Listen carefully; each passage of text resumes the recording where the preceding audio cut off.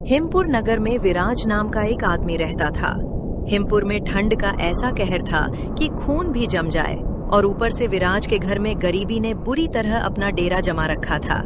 बाहर मूसलाधार बारिश और बर्फीली हवाएं चल रही थीं, और घर के अंदर केवल 3 लोग थे, विराज, उसकी पत्नी नैना और उसकी बूढ़ी माँ।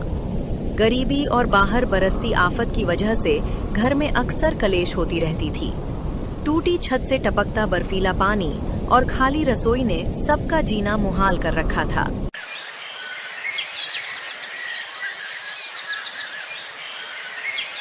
एक दिन जब बाहर तूफान गरज रहा था, बूढ़ी माँ कांपते हुए अपनी बहू से कहती है, बहू, पेट में चूहे कूद रहे हैं, ठंड से जान निकल रही है और कल से अन्न का एक दाना नहीं गया।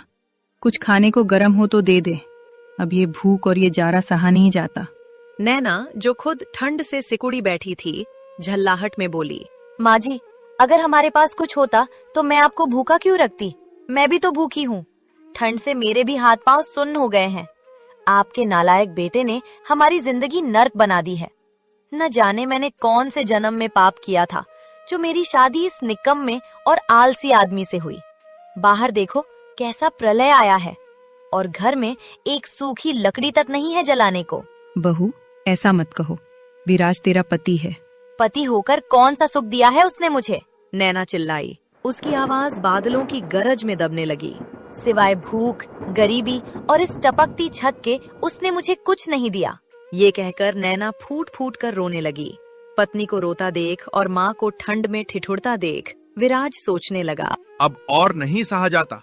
ये बर्फीला तूफान और ये गरीबी हम सबकी जान ले लेगी। मुझे कुछ करना ही होगा।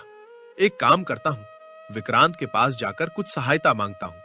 वो रईस है, उसके पास पक्का मकान और आग है, वो मेरी मदद जरूर करेगा।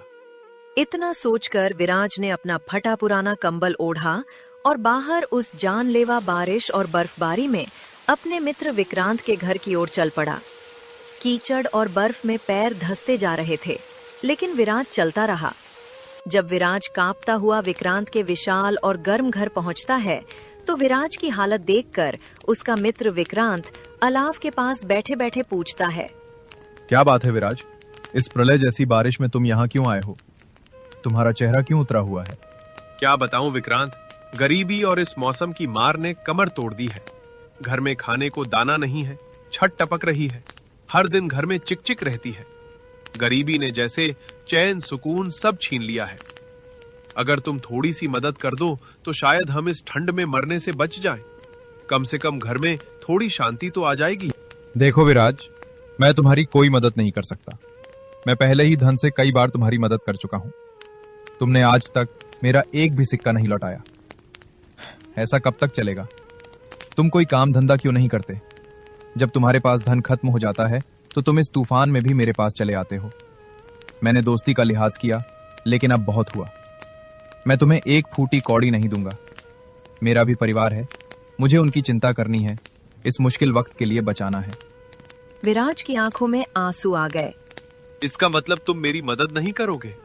नहीं, बिल्कुल नहीं। मुझसे भीख मांगने से अच्छा है कि तुम इस मौसम का सामना करो, कुछ मेहनत मजदूरी करो और अपने परिवार का पेट पालो। अब जाओ यहाँ से, मेरे घर में गीले पैर मत करो। अपने मित्र विक्रांत की बात सुनकर विराज का मुंह लटक गया। बाहर बिजली कड़क रही थी और वो निराश होकर वापस ठंड और बारिश में अपने घर की ओर चल दिया। बस विक्रांत से ही उम्मीद थी, वही मुझे इस मुसीबत से निकाल सकता था। लेकिन अब वो उम्मीद भी इस बर्फ में दफन हो गई। अब मैं क्या करूं? सुबह से पेट खाली है और ठंड हड्डियों को गला रही है। ये सोचते सोचते विराज घर पहुंच जाता है। उसे बहुत जोरों की भूख लगी थी और ठंड से शरीर कांप रहा था, इसलिए वो अपनी पत्नी नैना से कहता है, नैना, जल्दी से कुछ गर्म खाने को ले आओ, या कम से कम गर्म पानी ही दे दो। शरीर में अब जान नहीं बची है। नैना ने गुस्से में उसे देखा। आप घर में कुछ छोड़ गए थे